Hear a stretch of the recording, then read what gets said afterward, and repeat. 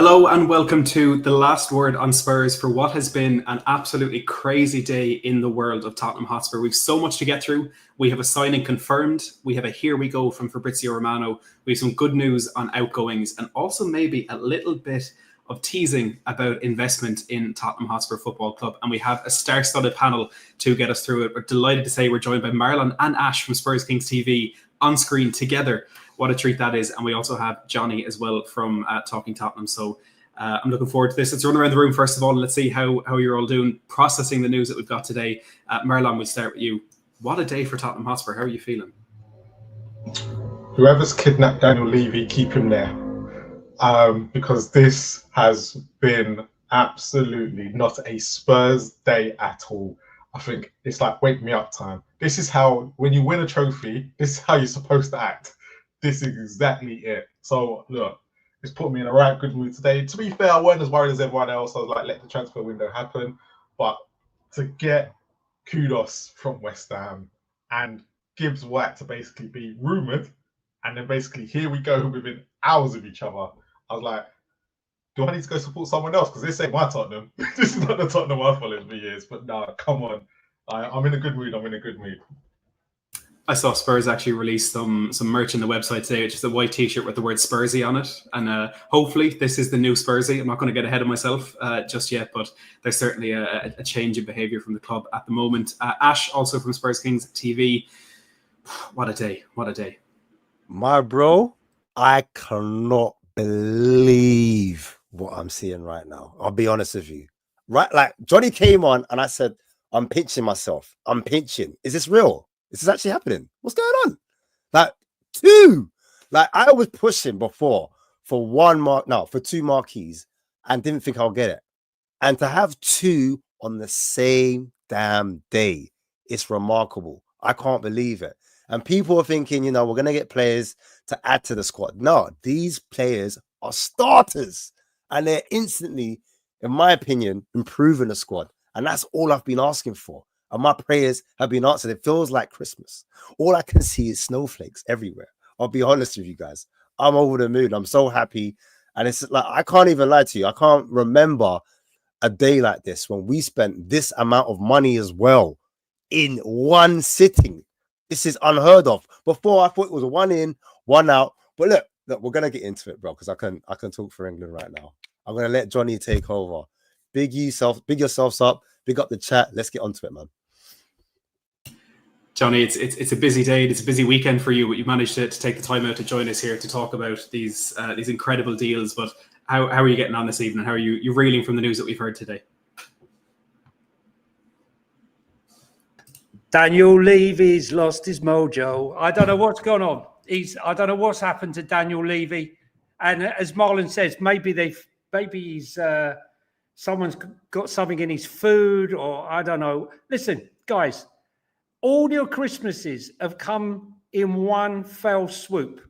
Not one £55 million, a £55 million, a £60 million, and then just to throw that little cherry on the top, they're offering us investment. I love it. All the ITKs have suddenly come out the woodwork and saying, we knew weeks ago there was £300 million incoming. Well, you didn't mention it until today, but suddenly they're out the woodwork and promising us everything. There's more to come. Look, Spurs fans, enjoy every single second of it. You've earned it. You've deserved it. We've had years and years of this. 2019, Champions League, we lost that final. We had the high, then we had the low, and then we had no investment. A missed opportunity. We knew after the Europa League win that this was our chance. Get back into the Champions League with the big money that's available, 30 non-football events, that everything was aligned. All we needed to do now was spend the money to take the advantage of this opportunity. And it looks like we're going to do it. Just quickly before we move on, I like Matthias Tell, but I didn't want us to sign Matthias Tell because I was thinking, well, depending on the budget, I'm happy to have him. But let's be serious here. We've signed Matthias Tell. Okay, let's throw him into the mix. Okay, we've signed Kudus. and we're signing Morgan Gibbs-White, and we've not finished. We've not finished. All we've had to listen to for the last few days is Arsenal are signing Gyökeres, Arsenal are signing Zubimendi, Arsenal are signing Noni, Arsenal are signing Eze, Arsenal are signing Mascara, they signed a keeper. Eat this. We're coming. We're coming. We might be a bit behind, but we're coming. I know, Kate, keep down. But listen, hey, Marlon, enjoy it. Enjoy the hype. You know what? I think we could end the show on something like that. That was incredible, Johnny. But it's only the beginning, and let's dive into it. As we've mentioned there, the news about Morgan Gibbs-White. Tottenham have triggered Morgan Gibbs-White's release clause of £60 million and have scheduled a medical for the 25-year-old at Hotspur Way on Friday. We learned earlier today, on Thursday afternoon only, that Spurs had turned their attention to the Nottingham Forest midfielder after wrapping up that deal for Mohammed Kudus, which of course we'll go into in detail later. But things moved quickly from there, with Tottenham triggering that release clause after receiving encouragement from the player. It was a matter of hours from rumour to here we go. We know Thomas Frank has been a long-term admirer of the former Wolves man, and in fact wanted to sign him back when he did play at Wolves before that move to Nottingham Forest. Ash, we'll start with you on this one. How do you feel about Morgan Gibbs-White to Tottenham? You know what? I'm a massive fan of Morgan Gibbs-White. About a year and a half ago, maybe 2 years, maybe, I did a video on him, expressed my my opinion, how I wanted to bring a player like that in if we wasn't going to get Maddison, because I was doing a Maddison alternatives, and I felt like he felt the profile, someone that could create from all angles of the pitch, that could cover a lot of grounds, that was physical, played in the under-21s, was a key player in them getting it over the line. And we were also linked to a Chelsea player called Conor Gallagher. I don't know if you've heard of him, but I thought he was a better alternative to him because he's box to box as a number 8. He can play the number 10. He has played the attacking midfielder role, not just for Nottingham Forest, but for Wolves. But he's played a number of positions in that area as well. He's played centre mid for Wolves. He's played as a right mid for Wolves. He's played for left mid. And he has a great relationship at Nottingham Forest with Brennan Johnson. So I'm pretty sure Brennan was on the phone to him, being one of our top agents, convincing them to come. I know he's got a good relationship with Dominic Solanke as well, with the under England 21 setup. So the connection, the harmonies, the relationships on the pitch, I knew would just be a right fit as well. And what I liked about Morgan Gibbs-White is that Maddison's typically, he drops onto the left, but Morgan Gibbs-White, he's on the right-hand side of an 8. And I thought, oh, that would be nice if we could get an 8 or a 10 that can, pass from deep from the right-hand side as well as the left-hand side. That'd be something slightly different. Also, we know with Maddison, he's not always fit for the whole season. And Morgan Gibbs-White is a bit more sturdier, in my opinion, a bit more physical as well. And just looking at his numbers, I've seen that he eats up a lot of ground, but he's able to intercept the ball, win that ball back. He's a really physical player that likes to duel, and he likes to win a lot of those tackles, not just high up the pitch, but he likes to get his, pull up his sleeves, get his hands dirty, help his fullbacks out. So it's not just like the on the ball stuff, it's off the ball as well. But I've just been watching reels just to refresh my memory just before we came on air. And I'm just seeing all the time he's carrying the ball, he's doing transitions, he's taking players on. And what a finish he has on him. He can finish from outside the box, inside the box. He can do passes from outside of his boot, travellas, over the diagonal crosses into the box as well. And he can cross into the box. He can go wide because he has played as a right winger before. He's played on both flanks. So that's a player that when you're looking at Thomas Frank and you're looking for a player that can fit more than one role, that's what we're looking for now. We're not looking for a player that can only fit one position. Maybe, we need to switch up our system against a team that might be slightly better than us, and we need Morgan Gibbs-White to maybe sit back and fall back a little bit. Or maybe we're playing a team that wants to sit in a low block, and we need Morgan Gibbs-White to be a bit more expansive and, play higher up the pitch. Do you know what I mean? Or play closer to the striker. So it's those type of things that I like about Morgan Gibbs-White, and the fact that he's worked his way up. He knows the league. He's Premier League proven, and we're not having a gamble. I'm thinking, can he work? Will he play? And also, Thomas Frank has identified him. He looked at him. He said that he wants him. But if I'm being honest, This is a player that Spurs have been tracking for over a year. Let's have it right. So it's a marriage of convenience, but it's a quality player that we've been asking for, looking for. But I don't want to talk too much because these lot have got a lot to say as well, man. I'm a big fan. I'm a big fan. Well, Jonny, let's come to you next. We were all taken aback by how quickly this one materialised. Like I said, a matter of hours from interest to here we go. And this will take our summer spending so far up to £180 million. Now, this, of course, includes Kevin Danso and Matisse Tell, who were signed last season but made permanent this summer. The arrival of Luka Vuskovic included in there as well. And, of course, Kota Takai, the young Japanese defender that has come in from Kawasaki Frontale, and Mohammed Kudus, who we confirmed today. So that £180 million spending already, we're here on the 10th of July, is the second highest spend Tottenham have ever had in a single season, behind only Ange Postecoglou's first a couple of years ago.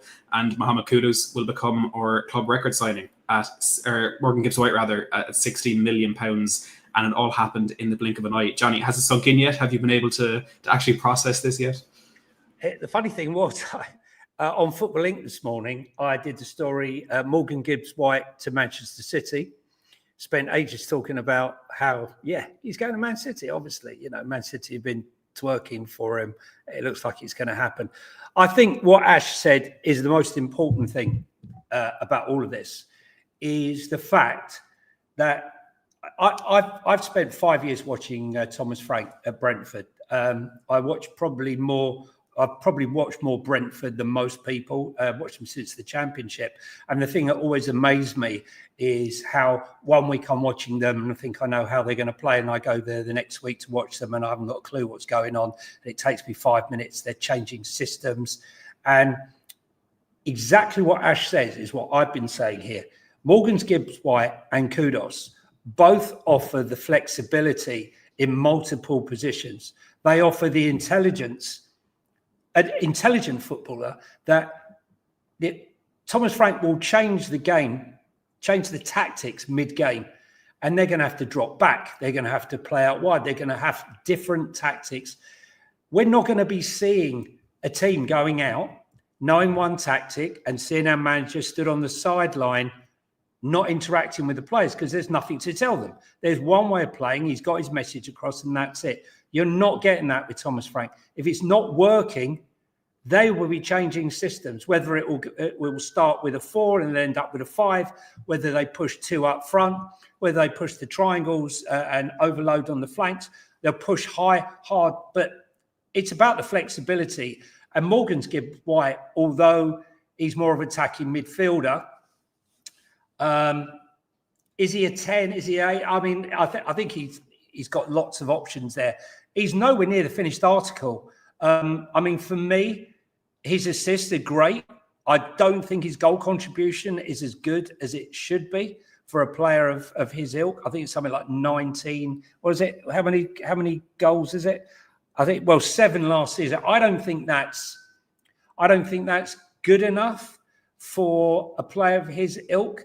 Now, will moving to Spurs and playing with better players elevate those numbers? I think it will. I also think the same with Mohammed Kudus. So I'm eager to see him. And I think the problem we're going to have on the pitch is telling Dom Solanke and Morgan Gibbs-White apart. They look like they're separated at birth and reunited at Spurs. They look very, very similar. I just think it's an exciting player for Spurs that has multiple, it gives us multiple options. I just don't think right now he's a finished article. I know everyone's saying, he's going to go straight in there and he's ready. I don't know about you, Marlon, whether you think he's a finished article. Not for me just yet. Creativity, great. Workmanlike, great. Winning the ball back, fantastic. If you look at his stats, there's definitely room for improvement. Yeah, I want to come to you next on that, Marlon, because I want first of all your thoughts on the deal itself. But to give you a second part to that question, I mentioned those figures: £180 million, our second highest spend in a season ever. And again, we're technically 10 days into the season. There's rumour of investment from ENIC, or an external source, which we'll go into in a bit more detail later in the show. But two parts: your thoughts on Morgan Gibbs-White, and then your feelings on how substantially Tottenham have backed Thomas Frank already this summer. Yeah, no, just to back up what Johnny's saying, I don't think he's the finished article yet, but at the same time, I'm looking at going, he was setting up Chris Wood, who was on fire last year, and it's kind of, you don't know what you're going to get. But look, am I happy? Of course I'm happy. This is a Spurs team that has, at the moment, we don't know when Maddison's going to be back. We don't know when Kulu's going to be back. And their record of injuries has not been great. So we do need someone who's going to come in that position and kind of cement it down as much as they can, because the problem that we've got is it was a squad game and we had so many. I know a lot of people saying we should have less injuries this year because we ain't doing it, what we were doing last year under Ange. However, I've got to look at it and go, injuries are always going to play a part. We've got more games this year. We've got Champions League to think about. We've got, everyone wants to now have to do well in the cups as well. So we need and the flexibility of what Morgan Gibbs-White and Kudus brings is going to be invaluable, because they don't just play one position. And that's the big thing that we're going to see right here. And I think across that front three, most of them, apart from really Solanke, all of them can shift around that front three. One can play one week they can be on the left, one week they can be on the right. So that's why this Gibbs-White one does excite me a little bit. It's getting me just where I need to be. There's just one more position that I really, really want that I think everybody knows where we need, but this is a step in the right direction. And as you said, look, we've spent so much money already. And if, as Johnny has alluded to, and everyone, if the investment is there, and I think the biggest thing right now for everybody, I think the money's being spent incorrectly. Kudus, Premier League experience, great first season under West Ham. West Ham struggled last year. His numbers weren't exceptional, but they were good for a team that was down there. If you compare it to some of the players that we had, and we finished 17th, right? West Ham only finished a few places above us. So you've got to kind of take that into consideration. He'll come in and elevate his team. Gibbs-White was in a team that did well last year under Nottingham Forest. And if you look at the beginning part of the season, where he racked up most of those numbers, when Nottingham Forest started to fall off was when he started to fall off. You may have been tight, they might have just run out of steam, as most teams will. So for me, look, it's a pinch yourself moment as a Spurs fan, but hopefully there's more to come. And when I say more to come, there's just certain positions now that I think just still need addressing. And we've still got outgoings to put into all of this as well. So, we need to get rid of some players out of the clubs. But Spurs fans, be happy. This is what we've been hoping for years. So let's just go out and, for next week, until that next signing is placed, whoever that may be. Because look, we're being linked with other players as well now. It just seems like all of a sudden we've got this money and everyone's like, they're doing these deals under the radar. Because Kudus only came out, last week? Gibbs-White only came out today. So we've kind of just got Spurs are doing it under the radar. And that's the bit we don't know who the next player is going to be. And that is just going to come out the blue. Unless, someone can tell me otherwise. But yeah, more than happy with this right now. You made a very important point there about the Premier League experience that Morgan Gibbs-White has, and Tottenham haven't always been known to invest money in those type of players, and that's probably changed slightly in recent years as we look to take what I'd call high-level talent from teams outside of the Premier League's top six who may be struggling to meet PSO requirements. And I think Forest are the perfect example of that. They've already been penalised in the past from PSO or FFP, whatever version of its existence it was in. Gibbs-White has played 154 games in the Premier League across his spells at Wolves and Nottingham Forest, with 18 goals and 29 assists to his name. And his 3 seasons at Forest have comfortably been his best, with his return each season an improvement on the last. And last season he finished with 17 goal contributions in the league. Ash, what does this calibre of signing say about Tottenham's intent next season as we return to Champions League football? Yeah, I mean, I've been asking for this for a while. In terms of quality going into a Champions League run, we need to be able to compete against the very best. We've now been watching the World Club Cup and we've seen a few of those teams that will be in the Champions League performing. We've now seen PSG play Real Madrid. PSG bop them off the park, and Real Madrid, they're no joke. So that's going to be the level that we're going to be playing against. And so I'm more happy for young players to be blooded in. I'm all happy for, you know, club trained players to get a look in because we need to be sensible. But guess what? I'm a fan. I don't care about that. I need the real McCoy. I need real players that are going to step up onto that mark and help us to compete in those particular games. And when I look at a Prem-proven player that's been there for not just one season or 2 seasons, he's been doing it consistently. And even before the Premier League, under Nottingham Forest and Wolves, even when he was at Sheffield United, go watch his clips. Look at his footwork. Look how his eye to foot coordination is in terms of juggling the ball, flicking it over players, on the Cruyff turn, the half turn, body swerves, nutmegs, you name it. He's got it in his locker. And that's what I mean. I have to agree with Jonny because Jonny had it right. I don't think we've seen the best of Morgan Gibbs-White. So I'm looking for Frank to take him up to that next 100%. level. Cochrane as well. They're going to be looking at him. Remember, Cochrane was working with the England players, the young ones, or all the young 𝐷𝐸𝐿𝐴𝐾s and all those type of players. Sorry, I shouldn't mention 𝐷𝐸𝐿𝐴𝐾, but yeah, but all the young players, he's been working with them before. So he would have known what Gibbs-White's about. He would have had conversations with him before. And so it will be no stranger to him. So I expect that to continue, that relationship to be there. Do you understand?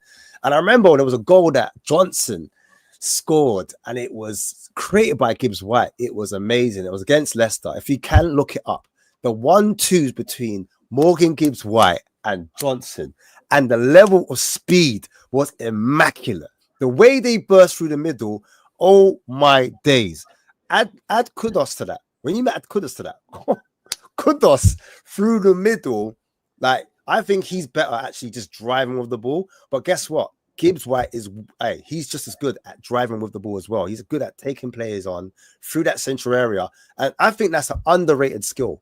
Like taking the ball past people through the middle.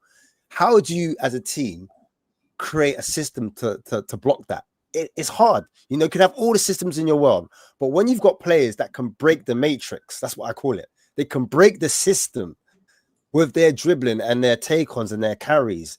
That's going to be the difference between us and them and us getting to the next level. When you're like 1-0 down or it's 1-1 and you need to get that winner, sometimes you need a few players with a little bit of oomph, a little bit of magic, something to get bums off seats. And that's what you're going to get with some of these players. And the most important thing, I'll just finish on this here. The last thing I was going to say, which I really like about these players, is possession. We've got players that can hold on to the ball in tight areas. So if you sting a ball into them, if a centre-back is nervous and he needs to find the ball into Morgan Gibbs-White or even a Kudus, they can look after it. They can use their body. They can shield it. They can push a man off. They've got the skill. They've got the footwork. They've got the ability to hold on to the... How many times have you watched a Spurs game and it gets into the midfielder or it goes into a winger and it comes back onto us and we like create the momentum in the other way, and the other team, they get more excited and they think, oh, Spurs are under pressure here, and the fans, they get nervous, become a bit quiet. Now you've got a player like Morgan Gibbs-White who can look after the ball, get you up the pitch, and you've got Kudus. Come on, guys, what are we doing here? Huh? Oh my days. This is what we've been needed for a long time. Add to the fact we've got Bergvall already and those guys, Madison already. Like this team is going to be like, you're not going to be able to get the ball off of us. And I just think those two players, especially on the transition, they're deadly. They're deadly. They're going to have runners on behind them, in behind. And you know, like Jonny mentioned Tell, like, you know, Tell is a bit of a question mark. Tell's going to improve with players like this. I guarantee you. Because I remember when he was at Bayern Munich and I was like, oh, he's coming to Spurs. I don't know if the level is the same thing what he's been used to playing with. But now he's got players that can look after the ball. He's going to be able to make those runs from out to in, and he's going to be closer to goal, and he's going to have more of a chance of having a goal because we know he's got power in his boots. Do you know what I'm saying? And we know he's got the right mentality. So it just takes, and also the last thing, I promise you, mentality. No, brother, listen, the mentality of Gibbs-White is a leader. When I was watching for England under 21s, forget all Conor Gallagher, because people like Conor Gallagher, travels well, doesn't talk back, you know, Gibbs-White, he's the one that will put like, listen, I'm going to take this game by the scruff of the neck. I'm going to lead this pitch. You can see it in him. Do you know what I'm saying? He's a leader. And Kudus is a maverick. I know I haven't talked about Kudus yet, but Kudus is a maverick. He's that one that he wants to be the main man. Do you understand? So when you've got two bosses on the pitch, and Madison talking Hey, listen, I hand it to Marlon or someone. I'm going mad here. I'm going crazy. I'm gonna listen, I've got to tell you, I don't know, like Ash has just released my inner Keanu Reeves here now. I'm thinking Matrix. I need to break the Matrix. Listen, look, I got to be honest with you. I don't disagree with anything Ash has said, you know, and the one thing is, all three of the signings are nowhere near the peak, in my opinion. None of them, right? I don't believe Kudus is anywhere near the peak. I mean, he's got the second most take-ons in the whole of Europe. Only Lamine Yamal has more. And yet he's got 3 assists. He's poor, right? I don't want to hear that, oh, yeah, but he was playing with West Ham. No. I've watched him, right? He's got all the attributes. I used to watch Brian Mbeumo for Brentford three years ago. And I used to say to my friend, oh, you know, he says, no. He'll be a top player. He'll be a 60, 70 million pound player when he learns to control himself in front of the goal, when he becomes calm, when he gets the experience. Right now, he hasn't got it, right? And I see this in Kudus. I see this in Matthias Tell. What I saw in Brian Mbeumo when I used to watch them when he first signed, this sort of rawness. And I think the 3 of them together are going to cause absolute panic. And now, I'm not going to get carried away with myself, but when you watched Paris Saint-Germain last night, pressing high up on the pitch, I expect our guys, them to be aggressive, pressing against the defence, trying to win the ball back. And these players, once they get hold of the ball, are going to cause absolute havoc. I mean, I think the key to it is getting that 6. I won't rest easy until I know the 6 is in the bank. And then I will be fine, because I think, you know, the way we play, we will be playing. We will leave space, and we need someone who can read the game well. But I think the world is our oyster with these players. I think Matthias Tell, his numbers, again, were terrible last season, but you know, I like his mentality. I like his application. I like his willingness to step up when the going gets tough. We've seen it when the rest of the players were shirking the responsibility, when the results weren't going there. This is a guy that's just signed on loan, and he's jumping into the crowd. That's the right mentality. And I just think that all 3 of these players are going to bring lots of positivity to us, especially on the flanks. Mohammed Kudus, we haven't got to yet. Morgan Gibbs-White, I think with the relationship he's going to have with Brennan Johnson and with Kudus, I think defences are really going to have a tough time dealing with these guys. And one thing that we've been missing with these 2, aggression. Morgan Gibbs-White wins the ball back in some really good positions, reads the game really well, tough tackling. And we've seen what Mohammed Kudus gets up to. The one thing I would say to you, right, I've been looking, he needs to pick his head up. Thomas Frank will get inside him. Cochran and Thomas Frank will be inside his head from day one. And last but not least, before I go on to an Ash rant, right, is partnerships, relationships, right? The relationship between each of those players in that triangle, understanding the runs, understanding when Morgan Gibbs-White, how is Kudus going to run off the ball? Where is he making his runs? He's very big on relationships between the players who are linked on the pitch, so they understand each other, and you see those relationships are improving over the time, which is why you see the relationships that Brentford had between Kevin Sade, Bissouma, Wissa, and Mbeumo. Expect to see more of that next season with Spurs. It's going to be exciting. It's going to be exciting. It's been a long time since we got up off of our chairs in a game, and I think Matthias Tell and Kudus are going to be those players. Well, that brings us nicely onto what is, despite the fact that we've spent a phenomenal 30 minutes discussing Morgan Gibbs-White, the actual biggest news of the day in the world of Tottenham this Thursday is that Tottenham have completed and confirmed the signing, as I said, of Mohammed Kudus from West Ham. So to break that down a little bit, Kudus signs for a fee of £55 million, which Spurs will pay across the next 3 years. Thank you very much, West Ham. The Ghana international has put pen to paper on a 6-year deal in N17. Marlon, we know he had interest from a number of other top clubs, Chelsea and Newcastle, to name just a couple, but he only wanted to join Thomas Frank and Tottenham Hotspur, and the Spurs media team played on that quite a bit in the announcement tonight. He only wanted Spurs. Very, very clear message in his announcement. We heard today, or maybe yesterday, from some sources on the West Ham side that Kudus actually handed in an official transfer request and was a little bit lackadaisical in his arrival at training a couple of days this week to push this move through. Marlon, how excited are you by this deal? It's Mohammed Kudus, Tottenham Hotspur player. Yeah, no, when the rumours came out, because obviously I think a lot of us wanted Mbeumo at the beginning and everyone was talking about Mbeumo, but obviously he's heart set on United. Then when this came out, I was like, you know what? I could see how Kudus could work under Frank. And I was like, do you know what? A lot of people will say it's not the needle, the one that, you know, gets everyone going, but it's the signing we need. The signing that, you know, if anyone goes to watch what Kudus did in his first season at West Ham, he was unbelievable that season.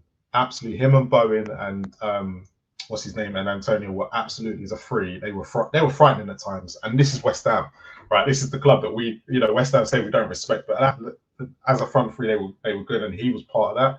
So for me, I'm like, with Kudus, I'm really excited to see what he can bring to this Frank system, especially the way Frank likes to play.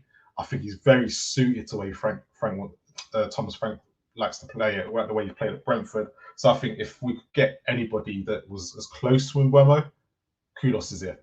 Kudus will get in those positions that Mbeumo did. He'd be very similar in that sense. And I think considering what look, Spurs fans will sit there and say we've got a better players than Brentford on quality and, you know, what they cost. So what you're hoping for is that you're going to see, as long as they've got that ethic and everything going forward, this should be an absolute gem of a signing. It will probably be the one we will look back and go on, thank you, West Ham. And let's be honest, anytime we've signed a player of West Ham direct, they've all gone on to do actually very good things in the Tottenham shirt.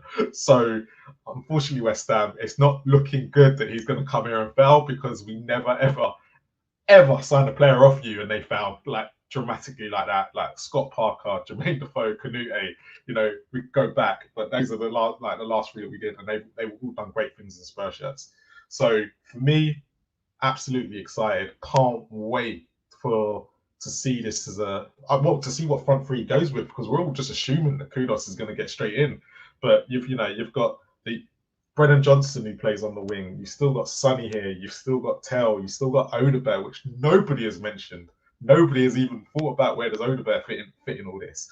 So it's going to be really exciting time. So come on, I'm looking forward to it. Like Johnny said, I just want that number. I probably just want the number 6, the defensive midfielder, just to be, you know, that precautious in my mind.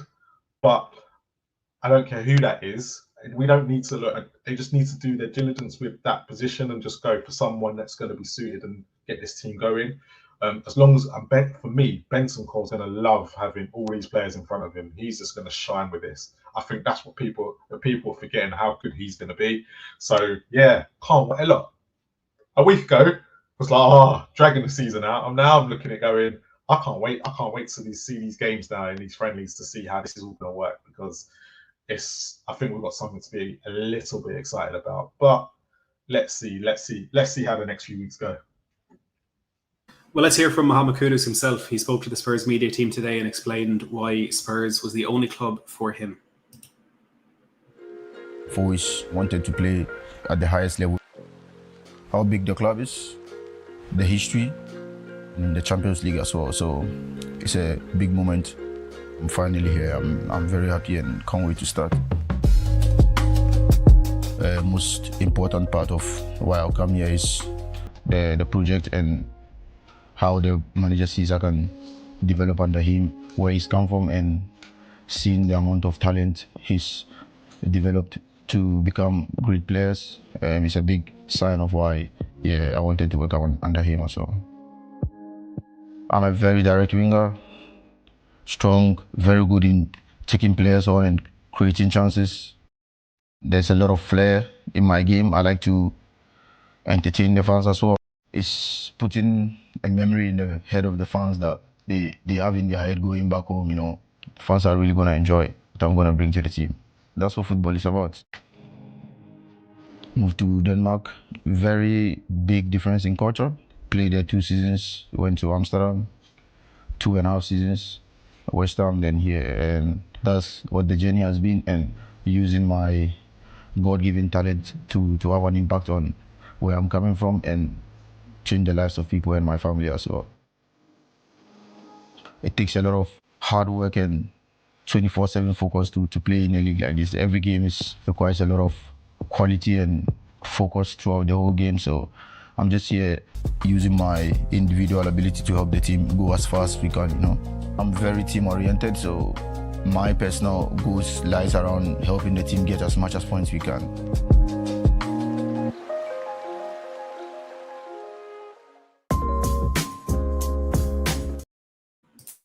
Well, he speaks very well there, and I think it's kind of telling that he really describes himself as a winger and someone who likes to play out wide. And we know that's one of the reasons why he wasn't particularly happy at West Ham. You know, as there's what I would argue their second best player as a right winger. You have a big problem when the only player who's better than you, Jared Bowen, is also a right winger. That's up for debate if you think whoever is better, but there was definitely trouble for him in getting into the position he wanted to play in.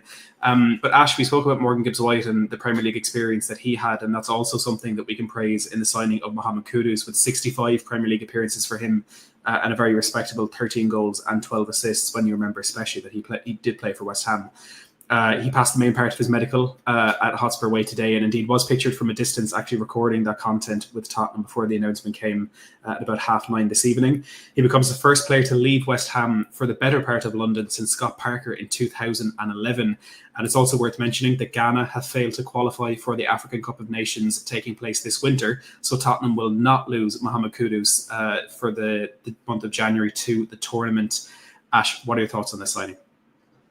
Bring out the 𝐀𝐽, bring out the moi moi, bring out the jollof rice, bring out the banku, bring out the stew for him. You know what I'm saying? Bring out the fufu. Big up to all my Ghanaians, man, in the chat. All my Ghanaian homies. We've been waiting for this, man. Aquaba. Hey, listen. He is a problem. I'm telling you. He is a problem. But what I like is he described his whole journey. And if you notice, when he's describing his journey, not just like for the Prem, West Ham, his minutes down there, but he also spoke about Ajax days, you know, culture down there, Netherlands. Then he talked about also in Denmark. I thought that was interesting because you look at the relationship that, you know, we've got with Thomas Frank. He's Danish. Langer is also from Denmark. So they would have known about Kudus a long time, and they would have been watching him for a long time. So they might have been able to have that conversation with him, like, you know, we've been looking at you from when you're at the in the Danish Super League and you're playing for one of the top leagues there. We've liked you since then. And I think seeing what we did with Mbeumo, if you saw how we've used him off the right, we expect to do the same with you. Do you understand? And in terms of mentality, I heard Wisa talking about how Frank's changed him as a person, not just as a player, and how they regularly talk outside of football. And I could see him doing something similar with Kudus in terms of mentality. He's a young player, he's 24. He wants to develop his game. He wants to be a world beater, I think. And as you said already, he was played on the left. It's like, and I said it the other day in my group, I said, imagine playing Kulusevski out on the left. It's crazy. You just wouldn't do it. You wouldn't put Kulusevski out on the left, even though he's left-footed. You want him to cut on his favored foot, and you want him to be strong, shooting on the stronger foot. And I feel like the same has to be said about Mohammed Kudus. Mohammed Kudus on the right-hand side, he's described himself as a winger. He wants to be played in his strongest position.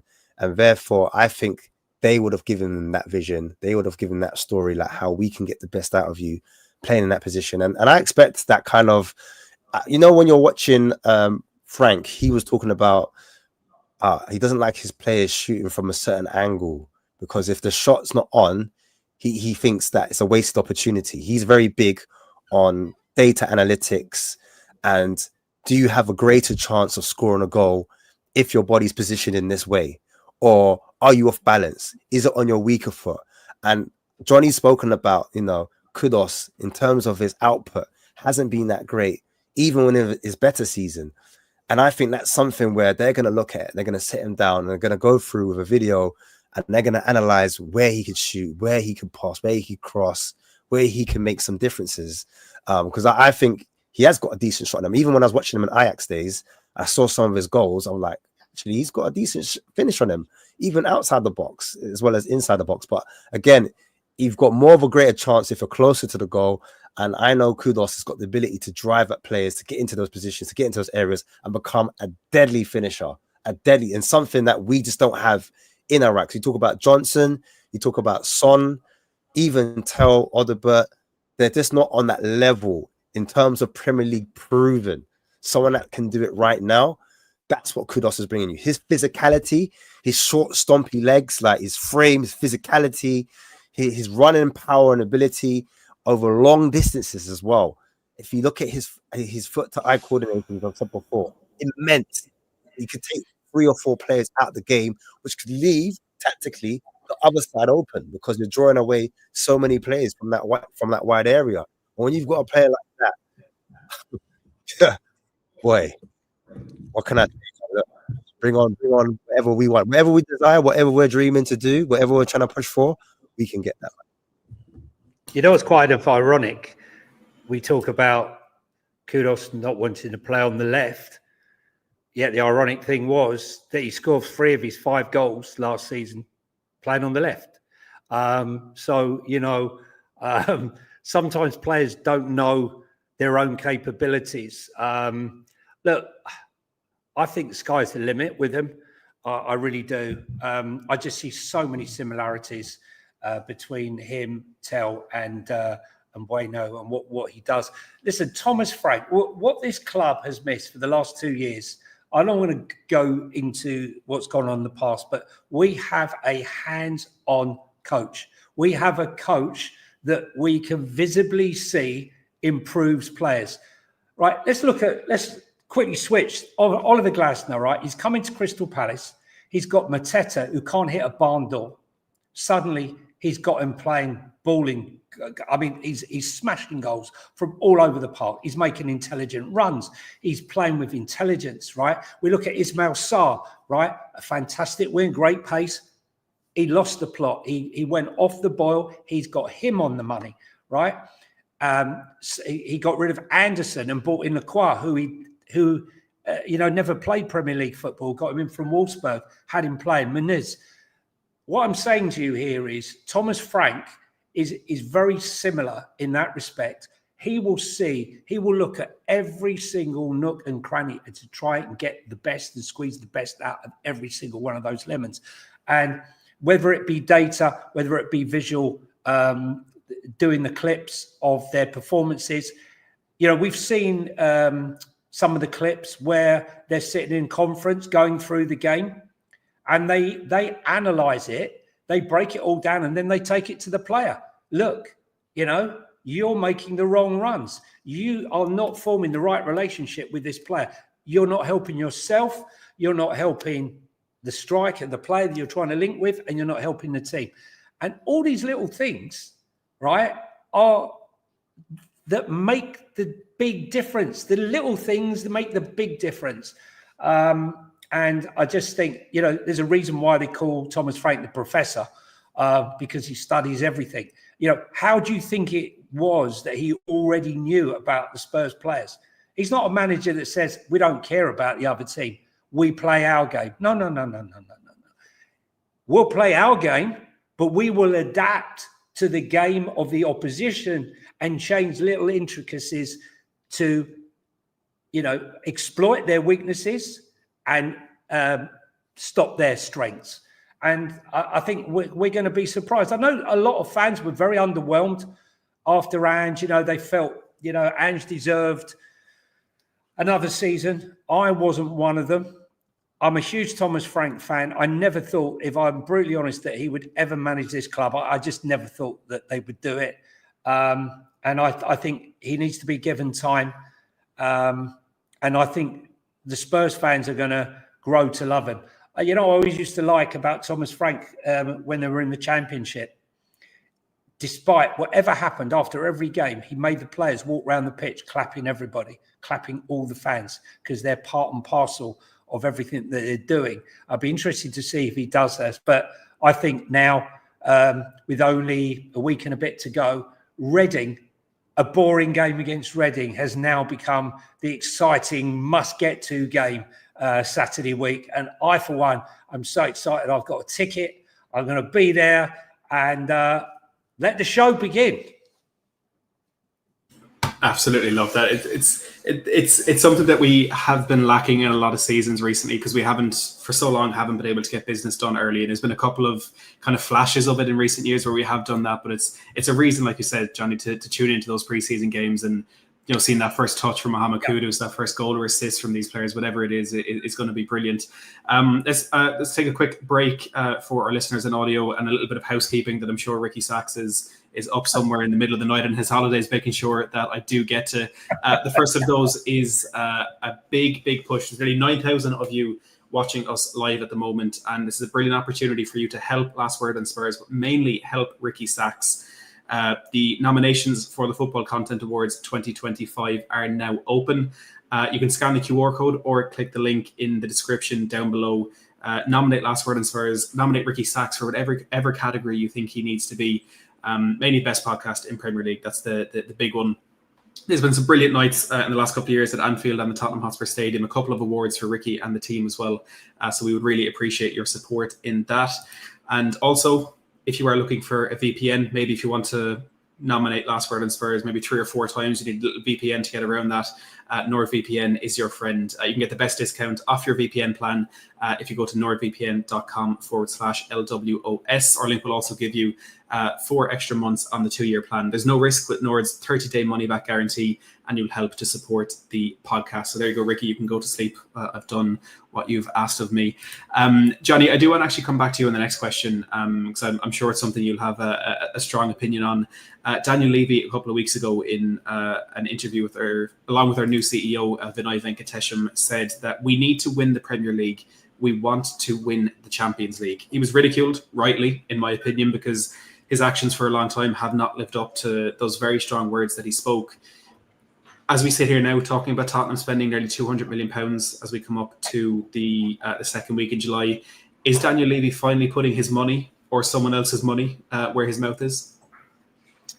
Look, one swallow doesn't make a summer, but it's a fantastic place to start.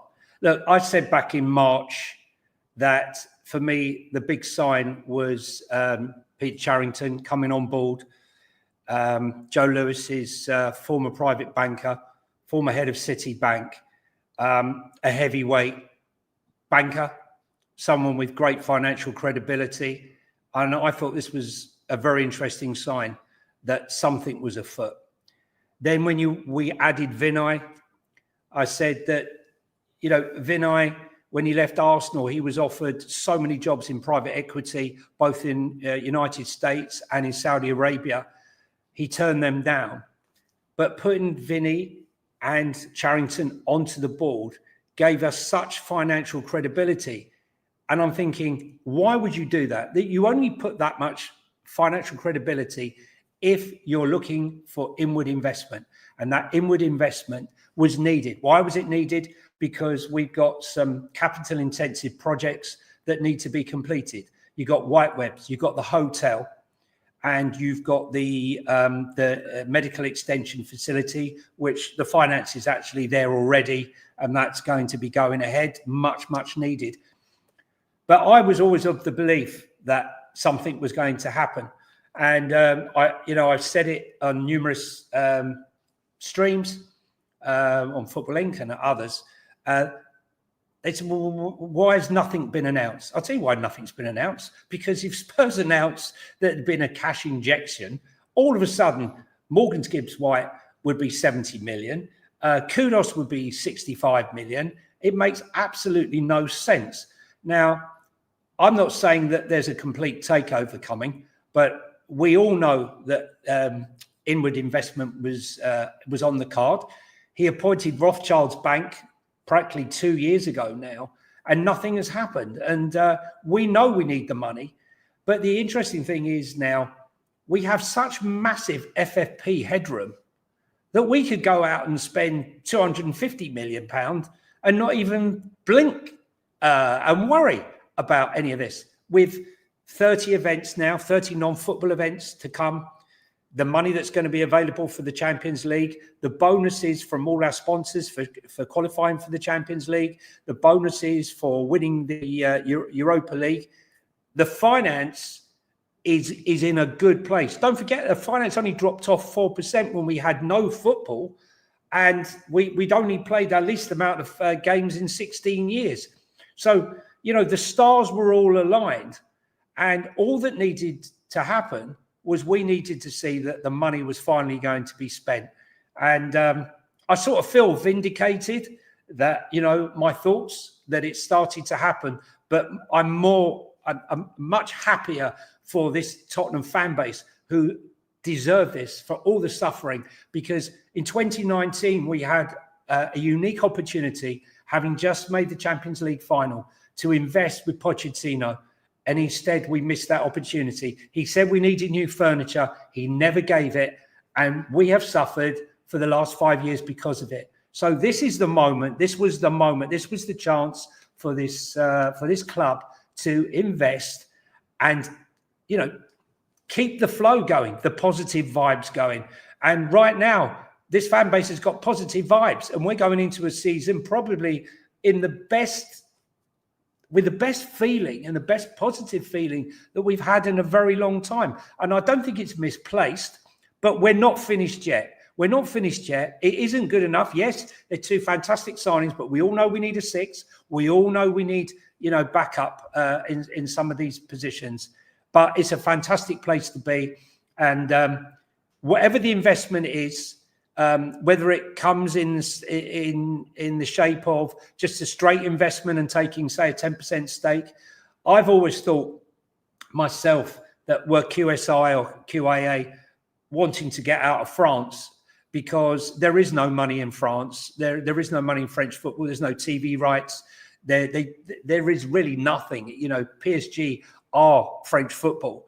But when you see the riches that are available in the Premier League through sponsorship and all the rest of it, I wouldn't be surprised if it's a Qatari, some sort of Qatari investment, but investment it will be. And long may it continue, take us to the next level. Come on, you Spurs. Absolutely love it. I love it. The positivity and the energy that you bring to everything, Jonny, is brilliant. I love hearing the positive outlook on. People call me negative. I go tell you, Matt. People call me negative because and you rightly so, because they see me coming out of the stadium 22 times, losing games, watching the worst football I've seen in ages, right? And how do you cope with that? You come out of there and you feel demoralized, and you do it again. It's like self-harming, right? Again and again and again. So great. Let's go into the season with joy for 5 seconds. Hopefully it lasts longer than the first game. Fingers crossed. Well, I do want to look at very, very quickly before we jump on to Romero and a little bit more about that investment. I want to look at the squad depth that we have in the offensive areas. I'm going to come to each of you with some quick fire questions on this one. So I want to look at mainly our depth in the attacking areas. So in left wing, we have Heung-Min Son, Mikey Moore, Wilson Adebayor, Manor Solomon. In there with Matisse Tel can play there. On the right with Mohammed Kudus, Dejan Kulusevski, Brennan Johnson, Min-hyuk, Wilson Adebayor, of course, can feature on the right too. Up front, we've Solanke, Richarlison, Scarlett. Tel fancies himself a striker. And in those attacking midfield positions, we've James Maddison, we've Morgan Gibbs-White, and Lucas Berraval could potentially throw his hat in the ring there as well with some of the games that we saw from him in those attacking positions. So quick fire questions. I do want to steer clear of how we're going to line up kind of a conversation here. I think it's with over 50 games guaranteed next season. It's a little bit futile, but looking at how the options might change before the UEFA Super Cup final against PSG in Udine. Marlon, we'll come to you first. Who leaves? Could we see a surprising departure? I've seen some on social media maybe suggesting that Kulusevski might look at big signings in both of his positions and ask some questions. But on that list there, are there any players that you might expect to be moved on this summer? Yeah, Son and Richarlison I expect to leave. both of those are the two that I'm kind of expecting to be at the door. I'm just waiting for that game after the South Korea game, and I don't expect Son to be here. I know there's been rumours coming out that he might be, but he's kind of the one I'm still expecting to not be. Because if you look at what we're signing right now, it's kind of like his days are kind of numbered a little bit if he wants to be playing more game time. So I'm not expecting him to be here. And Richarlison's the other one. Love it. Ash, to you, do you think we could see a project player let go before he gets the chance to reach what we hope he can become? Maybe that's Wilson Adebayor, maybe it's Dane Scarlett, maybe it's a loan move for Mikey Moore. I think it'll be Phillips could possibly go out. I think obviously Frank needs to take a look at all of them and make his decision. But I think Phillips could be one of those players that goes out on a loan or possibly sold. Another player I think might go, that is Davies. Ben Davies might go out as well. I know he's a left-sided centre-back. He's experienced. But I just think with the signing of Ito Katari, the guy coming in from Japan, I think he can also play as a left-sided centre-back as well as a right-sided centre-back, and he could possibly come in, even though he's young. But I still think there's a space for Spurs to particularly purchase a centre-back that can also play left-back, because we're quite light on that side. If you look at your doggy, I know Spencer's played there in the past, but it depends how the club view it or how Frank views it. I agree with Marlon, but I'd also add on just really quickly is Bissouma. I think he's been having conversations with Juventus. I don't know if personal terms have been agreed for what I've read, but I know Paratici's been doing a lot of work in the background, and so that could be a potential one to look out for. And maybe Douglas Luiz could be going the other way. I know it's been linked to Manchester United at the moment, but that could be a possible player that we could look at. And then the last thing I was going to say is we might get. Oh, yeah, it's just players out, to be fair. I don't know. That would be the last player. I think maybe Dragushin could be up for debate, in my opinion. He could be another player that we might look to, push on if Vuskovic is ready. If they feel Vuskovic is ready, I think Dragushin stays might be up. We might be looking for a new club because we could still fetch a decent amount of money from him. Jonny, looking at that front line, if you take that front three and maybe the attacking midfield position as well, who for you are the untouchables? Give me some names. I don't think anyone's untouchable other than the ones that we've just signed. To be honest with you, look, Johnson, I think, will move inside. He often plays two strikers, so you can see maybe Johnson potentially coming inside and playing off Solanke. I don't know. I mean, look, the obvious ones will be Richarlison and Son. Let's be serious. Those are the obvious players. I think they stand out. I don't think Scarlett's the guy. Yang is physically not ready. Mikey Moore, difficult one this. Now, Mikey Moore has been offered lots of different positions, lots of different options, should I say, with Davis at Birmingham and at West Brom, with Mason and various other championship clubs. Now, the dilemma here is, do the club think they can play him as one of their club-trained players and bring him into the fold? But will that be to the detriment of his development? Because I think it's really important he gets game time. Don't forget, he's not 18 till August. He's already had more game time than Phil Foden had at his age. And, we got to be careful with him. So potentially he would go out. But I would be looking to sell Scarlett. I'd be looking to sell Son. And if we managed to get money for Richarlison, who, let's be honest, he's not going to want to leave.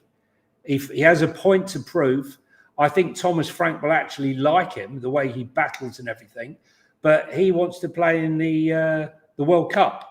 And going to Saudi Arabia is not going to enhance that opportunity. So, but if he does go, then Vissa, with 19 non-penalty goals, only one behind Mohamed Salah, has got to be a great option, even though he's 29 years of age. But I wouldn't be shocked if Richie didn't go to right at the death, if he was going to go.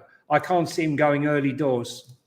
But defensively, I think winger-wise and defensively is the big question here for me. Whether Phillips, I don't know whether Vuskovic could do with another year on loan. Phillips had a decent season on loan at Stoke City, played a lot of games. But I still think we need a competitive centre-back, is my opinion. I know people will say, you're mad, we've got so many centre-backs. But I don't believe that. I think the drop-off when we lose Mickey van der Ven is far great. Ben Davies, great running the bookshop, keeping up the education, making them read books, great. But we need a proper defender. I like Scalvini, 30 million pound for a 21-year-old. Yes, he had an ACL, but a really good player. And the other one I really, really like, which gives me Jan Vertonghen vibes, is Connie De Winter. And I'm thinking to myself, hang on a minute. Fabio Paratici has been very, very quiet recently. Okay. He's at Juventus. Connie De Winter used to be at Juventus before he went to Genoa.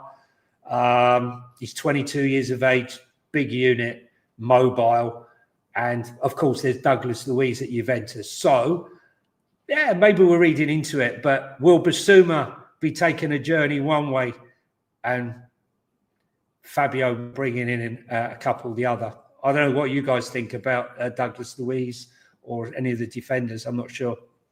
No, I was going to say, there's no one thing Romero might be off because apparently he rejected a new contract. I don't know how true that is, but that's what I read. That'll be interesting, if he doesn't want to sign on. Do we get money for him? Because Spurs haven't been notoriously good at selling players when they're at their peak. Do we take advantage of that? But can we trust the club to replace them? Maybe now's the time, because it looks like we're moving in the right direction from the players that we've gotten so far. Scalvini, that's a player I scouted about 2 seasons ago from Atalanta. He's about 19 at the time. I think he's a bit older now. I think he's about 20 now. 21. He had a lot of injuries, I think, kept him out for a long time. But on the ball, I think he's sensational. A lot of people sleep on how good he is on the ball, but aerially, he's good as well. He's quite tall, long. He's amazing. But one thing I was going to say is he also came from Atalanta, where Romero came from. And I think that's why the scouts have been in that area for the last 2 or 3 years, because that's when they started looking at Scalvini. And that's when I started doing some scouting on him. But he would be a great addition. And, Italians, that's their bread and butter, defending. So, yeah. And Connie De Winter coming from Genoa, where Dragusin came from.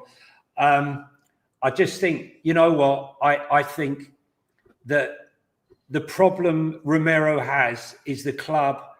Like the fans, we felt there was no ambition from the board to be winners. Whatever you think about Cuti Romero is a winner, right? We saw it in the final. We saw it in the quarterfinal. Okay. We saw it in the semi-final, right? The guy's a winner. And I don't think our ambition has matched his ambition. And maybe, just maybe, these 2 signings will show him, you know what? Maybe finally there's ambition here, right?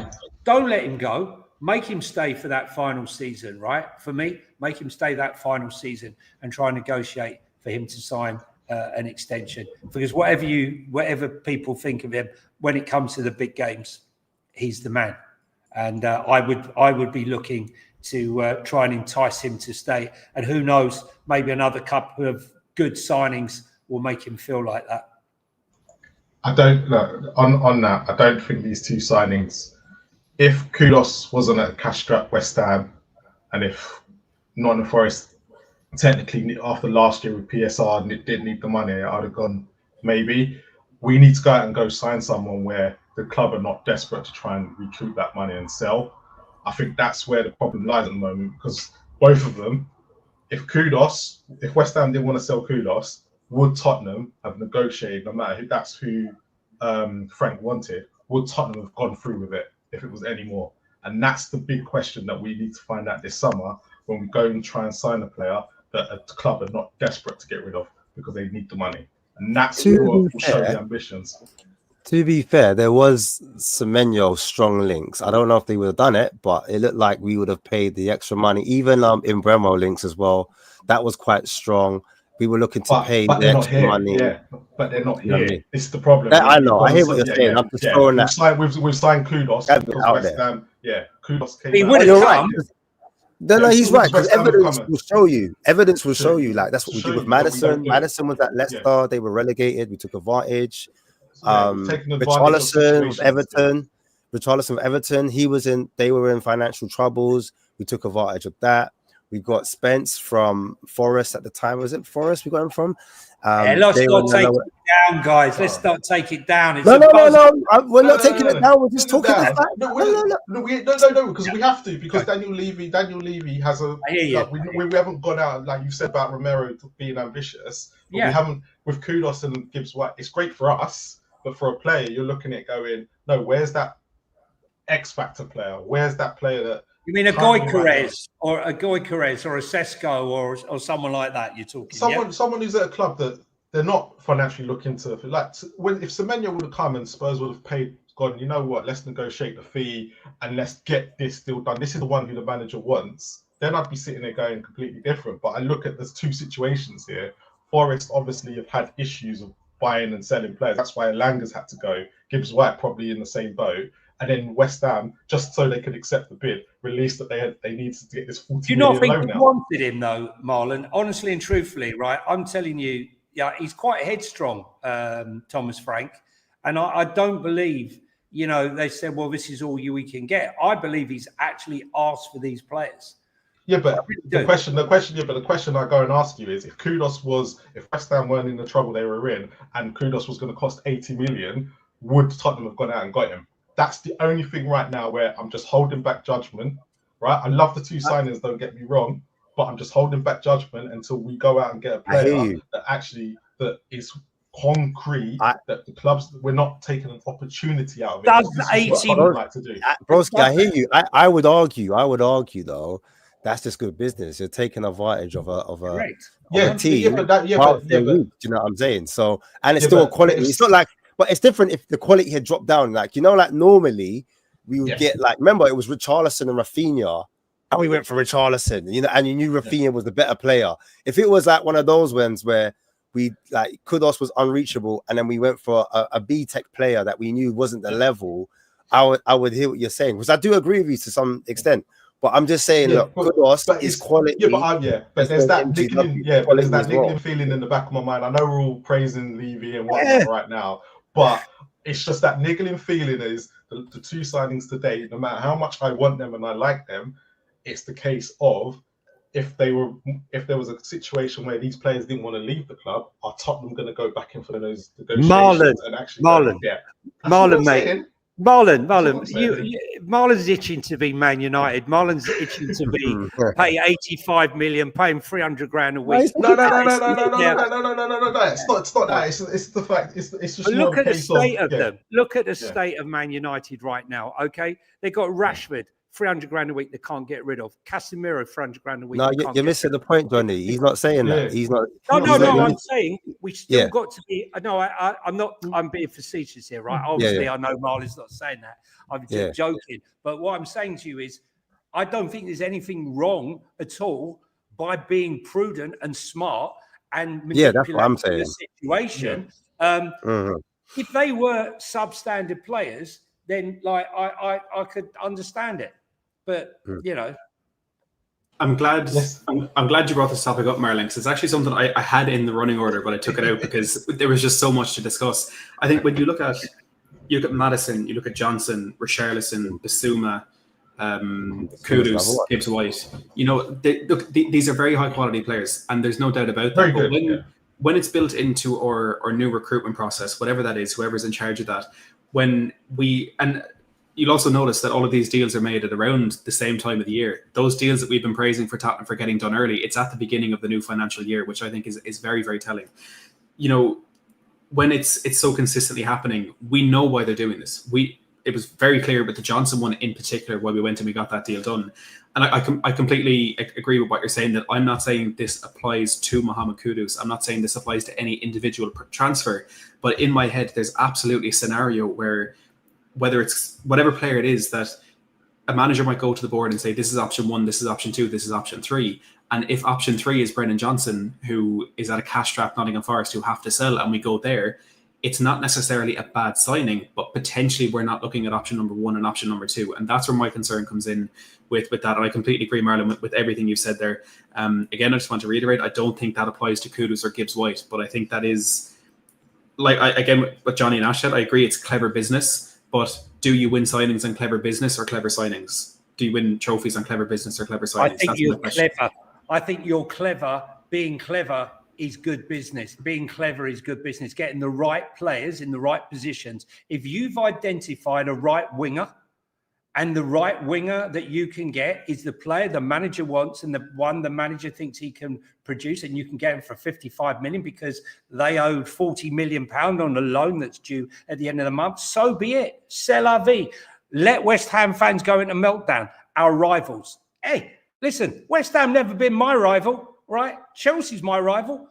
Arsenal my rival. West Ham, I don't even think about them as my rival. Okay, that's it in a nutshell. And listen, if we can exploit their system, their weakness, then so be it. And listen, if we could exploit Man United right now, and there was a player, say for example at Man United, they needed to get rid of, I'm going there and I'm going to take him, because that's business, that's show business, right? Show business, baby. No better way to end that discussion. We do want to move on to the investment and little whispers that we've heard today. Before we do that, I just want to bring you up to date on the news that we've heard in the last couple of days about vice captain, World Cup winner, Europa League winner, and just a world-class defender, Christian Romero. And we know that Atletico Madrid have been heavily interested in his services this window. We're hearing in the last 24 to 48 hours that Diego Simeone's side have given up on the pursuit of the World Cup winner due to Tottenham's reluctance to entertain the possibility of his exit. Reports across Argentina and Spain have claimed Atletico Madrid's willingness to offer around £47 million was essentially laughed off the table by Tottenham, who told them to not bother making their bid official. And I guess the good news is that all the speculation regarding a potential exit for Romero this summer has been centred around Atleti's interest. We haven't heard of any other club that holds a serious and actionable interest in the defender. We then look at the situation that he is, as has been discussed, going into the final 2 years of his contract. And as Ash mentioned as well, there are rumours that he has actually rejected a new deal from Tottenham. Probably the only even slight sign that the revolt we were told to expect from the Tottenham players after the sacking of Ange Postecoglou. But this is one that's definitely going to rumble on over the next few days and weeks. So we will keep an eye on that one. But let's talk about it. We've teased it enough throughout the show, so let's talk about what we've heard today regarding potential financial investment in Tottenham Hotspur, either from ENIC or an external source. And I want to start by listing some of the updates we've received from a couple of the reliable journalists we're lucky to have covering our club. Alistair Gold spoke after Tottenham agreed that deal for Morgan Gibbs-White tonight, and he said, I've previously reported about the expectation in and around the club of new investment coming in, potentially from ENIC. These kind of moves appear to suggest that's on the way. Matt Law of the Daily Telegraph as well said serious moves by Tottenham to get Kudus and go for Gibbs-White suggests investment from ENIC or outside has happened or is happening. And Matt Law, after being on this show a couple of weeks ago, also said that his feeling was there will be investment, most likely from ENIC or the outside, to allow spending, and there will need to be sales. Marlon, do you think there's no smoke without fire, but with the moves that we're seeing from Tottenham in the last 24 or so hours, do you think there's some substance finally to the news that there could be some cash injections? Well, it has to be, because I think that over the last couple of weeks, and especially Matt Law kind of confirmed it as well, and I think Kieran Maguire confirmed it, the Spurs were a bit cash strapped regarding what was available. And when we say cash strapped, it weren't the case of the club ain't worth millions and this, that, and the other. It was just available cash to them right now that was there to be spent. And for these two signings to come in within 48-hour period, we're going to say, there must be, and I think Matt Law said that, or there has to be some sort of investment coming from the outside, or ENIC have to put their hands in their pocket. And you can clearly see something has happened whether it is outside or whether it is ENIC, but something has happened or something's been promised to why they're putting these signings now and making sure they're making the right moves now. Like, I know I've just talked about the whole opportunistic side of Levy, but also at the same time, I can see that if they're planning for the future, they are planning for the future. And actually, when they're looking at it, we need to bring in these players now. We need to get them ready because, again, we've got a long season ahead of us. So look, I don't think you think we're finished. And that's the strangest thing. I'm actually saying I don't think we're finished. I think there could be more over the next couple of weeks, and it'll all be before Ricky gets back off holiday, right? Just to rub it into injury. But yeah, no, look, there is something. There's got to be something out there because this is not the Spurs that we know. So where's the money's got to be? There must be money coming in from somewhere. It's not just from, as someone's just rightly put, it's not from the 5 Nights of Beyonce or 50 Cent and Mary J. The money's coming in up from elsewhere. Can I just say, I'm sorry, I've got to challenge this, right? Matt Law, who's a Chelsea fan, did say that Spurs were cash strapped, right? And I went on Football Inc. straight after, right, and said, rubbish, right? We'll be spending money, right? And I got told, you're not Matt Law. What do you know? Okay, yeah, I think they know more than you. I'm not saying, I'm not trying to disrespect Matt Law, but, he made that comment. And what I find incredible now is after the horse is bolted and we've just spent 110 million, everyone's come out of the woodwork and said, oh, yeah, we're spending money. We've got inward investment, right? Oh, wow. Where were these comments before? Where were these comments months ago? They weren't in the know, Johnny. They weren't in the know like you. No, but what I'm saying is that we've gone from. You see, Kieran Maguire, I respect greatly, and what he was saying about where it was on the accounts, but he didn't say there wasn't going to be money coming in. He didn't say that, I think he's highly respected and all the work he does. I'm just saying that, Spurs fans were listening to that thinking just very recently, 2 weeks ago, 3 weeks ago, hearing that and, sent them into a bit of a tailspin. We're going to have to sell all this talk, Levy, we want to win the Champions League. We want to win the Premier League. And Matt Law's on Last Word of Spurs saying that, we're going to have to sell to buy. And here we are, the window's in, and we bought Matthias Tell, 30, 40 million pounds. We bought Kudus, 55 million, and we bought Morgan Gibbs-White for 60 million pounds. Guys, eat your words. And we got more to come. Yeah, we'll sell. We have to sell. I think it's pretty obvious we have to sell. I mean, we got more wingers than Nando's. We got more defenders than we know what to do with. And it's obvious that the squad is quite bloated.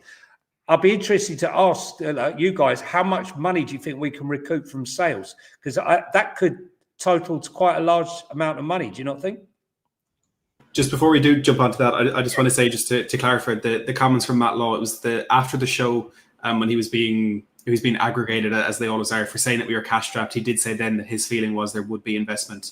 So it's on the 26th of June, that quote. So I think it's things can be clipped up and cut out of context. I'm not disagreeing, or you clearly know a lot more about this than I do, Johnny. You take it back, Johnny. You clearly know a lot more about this than I do, but just in the interest of balance. Marlon asked the question there about the money being recouped. Yeah, I mean, listen, what do you reckon? Money coming back? Yeah, listen, I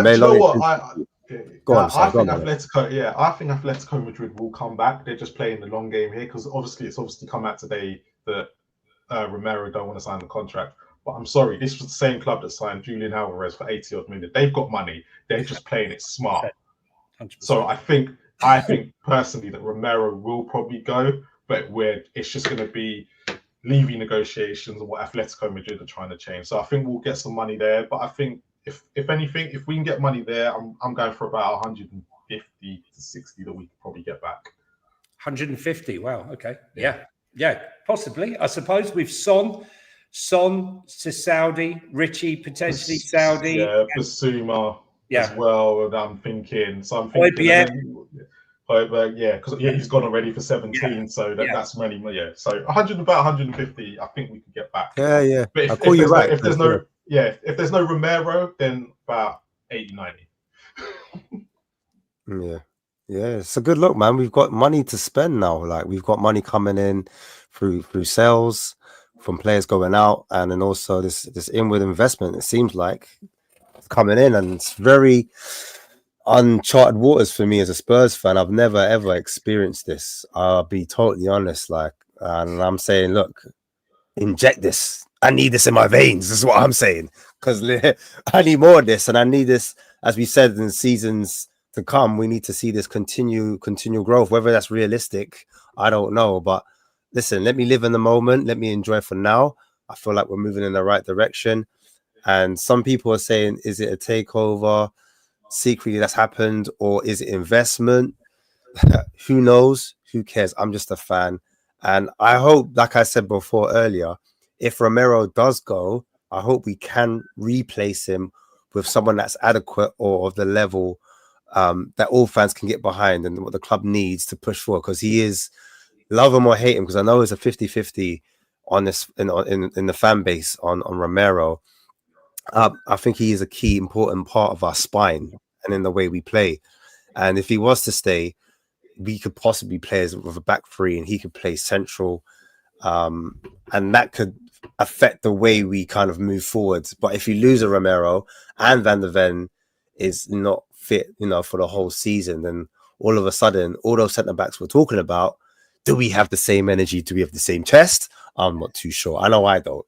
So, we need a serious centre back coming into the club, and we can't leave it to the last minute. I'll be nervous. I'll be real. If we are leaving it to the last minute and they pinch Romero off us last minute, and we don't have adequate cover, I'm not going to be happy. I'll be totally honest. I think the centre back, a strong centre back, a strong leader, that's what's going to help you get over the line in terms of progressing where we need to be. Do you know what I mean? And competing at the top end. That's just my personal opinion. Well, what a truly remarkable 48 hours it has been to be a Tottenham Hotspur fan, and it's not done yet. As we said, Morgan Gibbs-White will undergo his medical at Hotspur Way tomorrow, so we're expecting that announcement in the next few days. And I'm also quite enjoying a recent trend that we've seen in Tottenham signings, where we're signing players that have, let's just say, come to blows with our players in the past. We know what Mohammed Kudus did at the Tottenham Hotspur Stadium when he tried to start a riot and got himself sent off recently. You look at Brennan Johnson and his lashing out at Richarlison when he did some keepy-uppies at the City Ground a couple of years ago, and of course Richarlison himself and his on-field disagreements with Christian Romero recently. So I must say I'm very much enjoying this trend. But I want to say thank you to Marlon, to Ash, and to Jonny for a fantastic show. There's over 10,000 of you watching live right now after midnight. Truly incredible support. And if you want to continue that support for Ricky Sachs, the man, the myth, the legend, scan this QR code or head to the link in the bio to nominate Last Word on Spurs for the Football Content Awards 2025. But that is all we have time for tonight. We will, of course, be back when Tottenham confirm the signing of Morgan Gibbs-White. Thank you to all of our panelists. Thank you to everyone who's tuned in. Make sure to go and check out all of everyone on their various platforms. Guys, Marlon, where can people find you quickly? Yeah, you can find me and Ash over at Spurs Kings TV as per usual. We were on a hiatus, but Spurs have just woken us up, so we'll be back.